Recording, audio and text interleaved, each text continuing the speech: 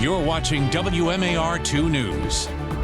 I'm Randall Newsom here with your WMAR 2 News update, where Republicans in Maryland's Senate say Governor Wes Moore's redistricting push is going too far. The governor used his State of the State address to once again push to redraw the state's congressional maps. Most Democrats in the Senate have allowed the Senate president to do the talking on this issue. Republicans are sharing details on the types of conversations being had between Senate members after Moore once again called on them to take it to a vote. Normally in the Senate, it's Democrat versus Republican. What I'm noticing now is he is changing the dynamic to the Senate versus Moore. He is kind of bringing us together as the Senate against him. And should he get another 4 years, I think it's going to make his term in the next 4 years much harder for working with the Senate.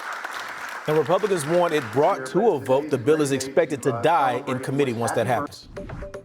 Well, a home explosion on the Eastern Shore killed a man and his pet on Valentine's Day. This happened in Chestertown in Kent County. The state fire marshal's office says 68-year-old Charles William Heaps was found dead in the debris. It's believed he was near a wood stove when the explosion happened, and propane vapors may have triggered it. His wife, children, and grandchildren were in another part of the house and managed to escape.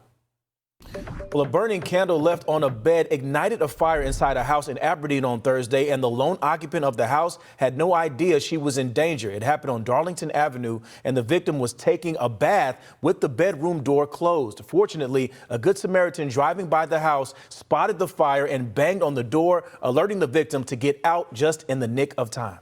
And it was a matter of literally 7 minutes from the time I called 911 until you could not go back in that house. So I just did what anybody would have done.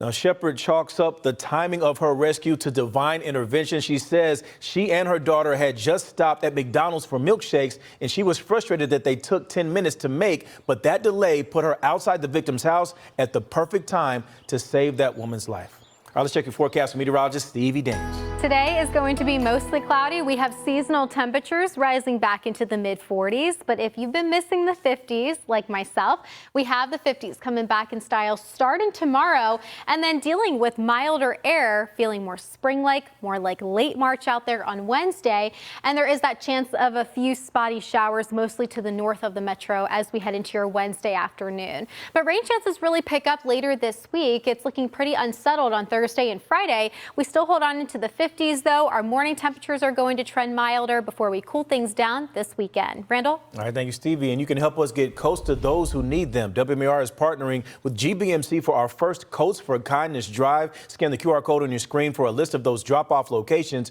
We're collecting coats now through February 28th and giving them to GetCo and the Mr. Mac Lewis Foundation. And you'll find the latest on the top stories of the day by going to WMAR2news.com. And for the news and weather while you're on the go, make sure you download our app. Thanks for watching. I'm Randall Newsom.